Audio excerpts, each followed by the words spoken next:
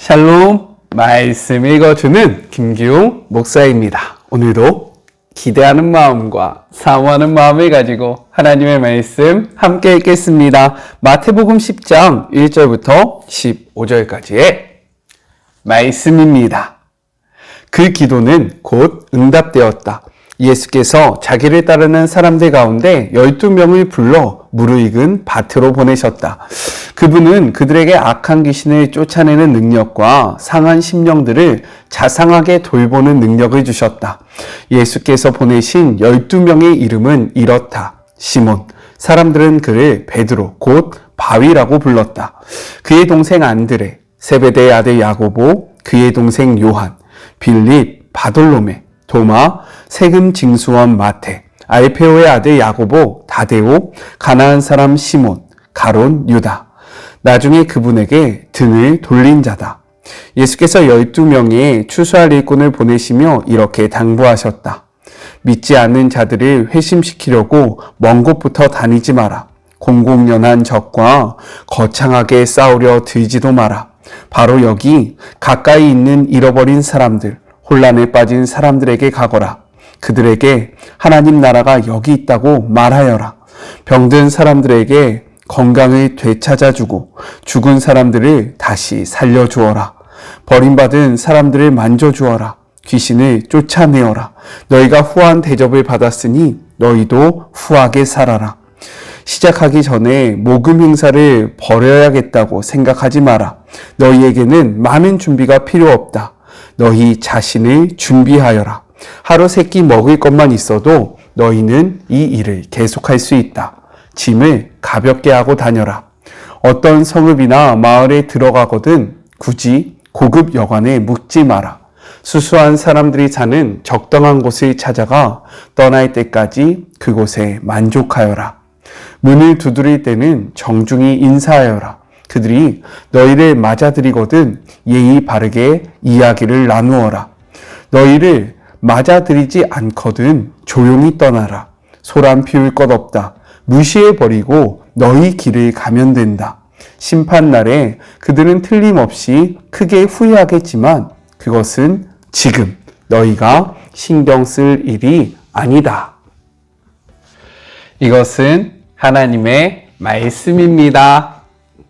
오늘은 단락을 구별하지 않고 세 가지를 함께 생각해 보았으면 좋겠습니다. 먼저 첫 번째, 예수님의 권능으로 추수하라 입니다. 추수할 일꾼을 찾으신다고 하신 예수님께서 그 일꾼으로 12를 부르십니다.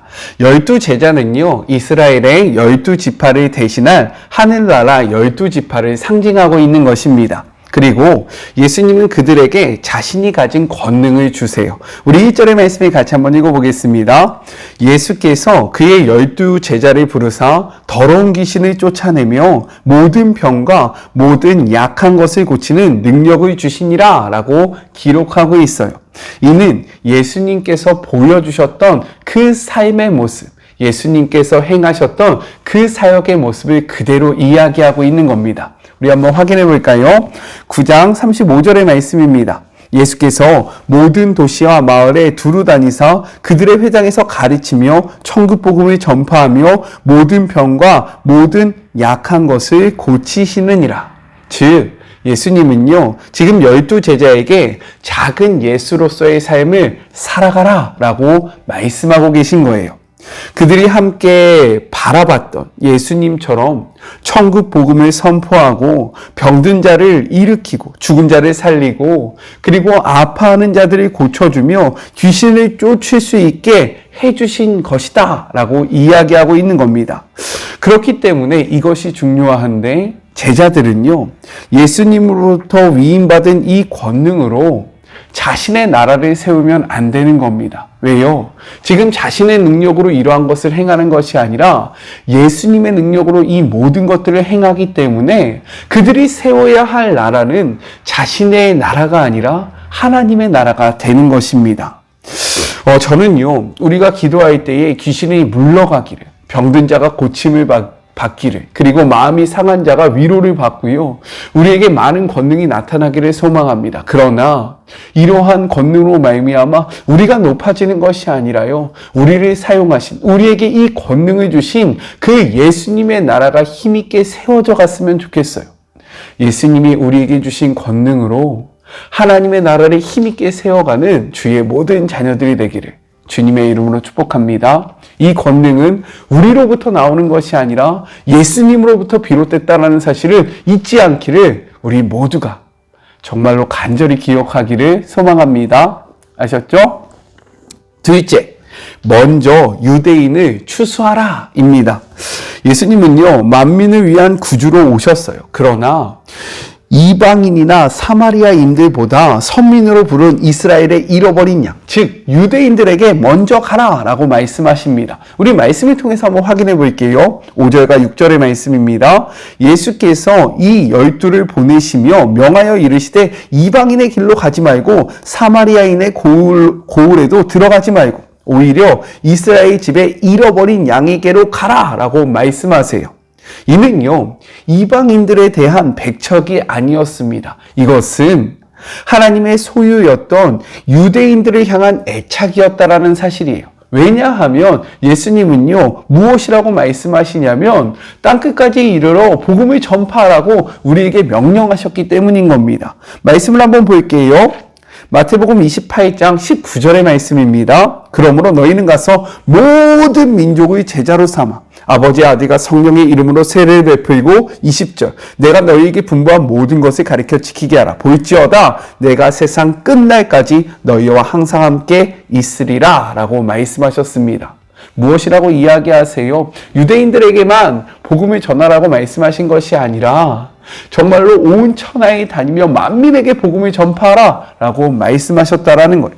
그렇게 하나님께서는요, 자신의 소유였던 이스라엘에 대한 애착을 먼저 보여주셨다라는 겁니다. 분명히 말씀하셨다라는 거예요. 그럼에도 불구하고 유대인들은요, 복음과 예수 그리스도를 철저하게 거절했다라는 거예요. 이 말씀 앞에 우리의 모습을 돌아봐야 합니다. 우리는 어떠합니까?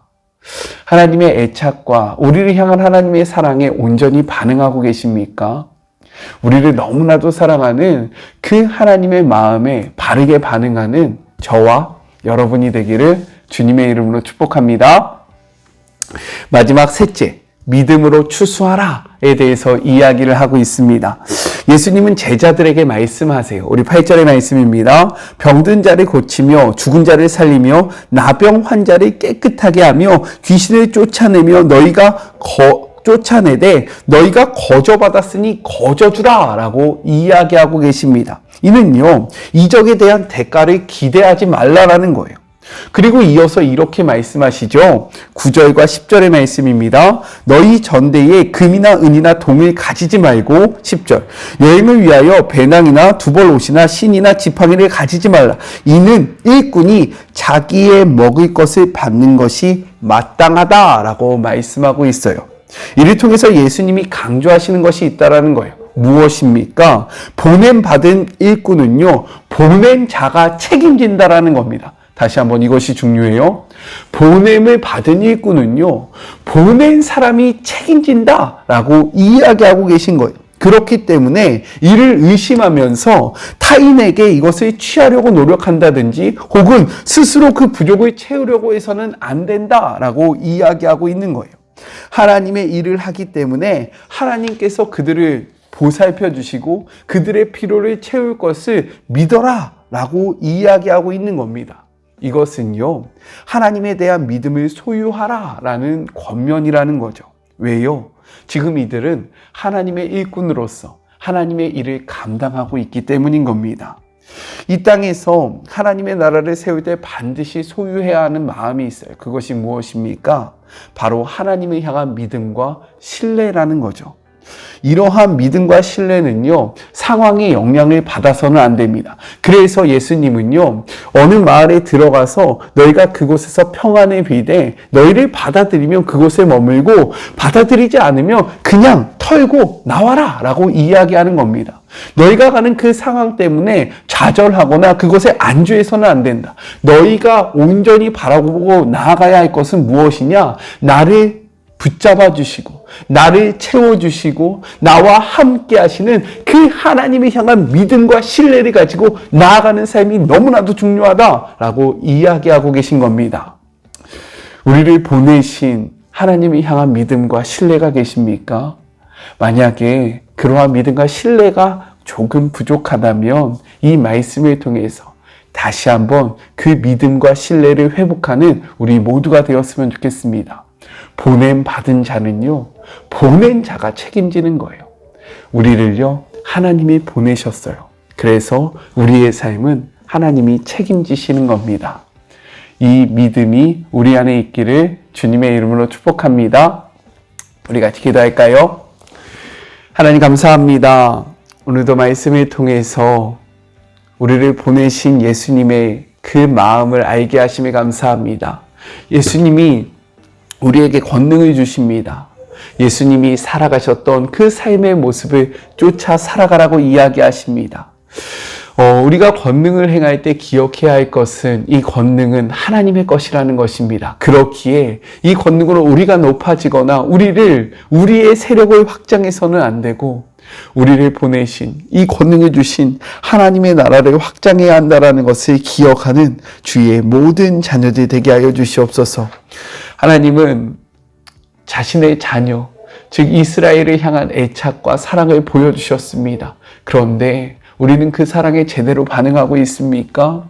하나님의 사랑에 온전히 반응한 주의 모든 자녀들이 될 수 있도록 아버지 역사하여 주시고 함께하여 주시옵소서. 주님, 우리를 보내신 그 분에 대한 확신과 믿음이, 그분에 대한 신뢰가 우리에게 있기를 소망하오니 주여, 우리가 주님의 능력, 주님의 그 힘을 바라보며 우리를 보살펴 주시고 우리와 함께 하시고 우리를 도우시는 그분으로 말미암아 능력과 힘을 얻는 주의 모든 자녀들이 되게 하여 주시옵소서. 특별히 오늘 주의 자녀 평화성결교회에 가서 청소년들 아이들에게 크리스찬으로서의 가져야 하는 그러한 바른 성적인 개념, 말씀이 이야기하는 이성, 성에 관련된 말씀을 나눕니다. 하나님의 종 주님의 이름으로 나아가오니 주님께서 영광 받아 주시옵시고 주님이 주의 종을 사용하여 주시옵소서. 함께 하시 주님을 바라보며 거룩하신 예수님의 이름으로 간절히 기도드립니다. 아멘. 보냄을 받은 자는요, 보낸 자가 책임지는 거예요. 이것을 확신하며 우리를 보내신 하나님을 신뢰하는 주의 모든 자녀들이 되었으면 좋겠습니다.